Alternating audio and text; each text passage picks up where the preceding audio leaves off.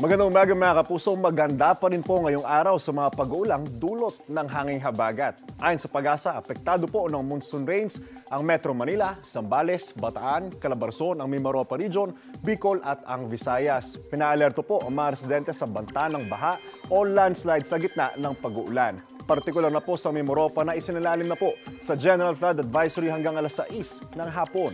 Ingat po tayong lahat mga kapuso. Ako po si Andrew Pertiera. Know the weather before you go. Para mag-safe lagi, mga kapuso.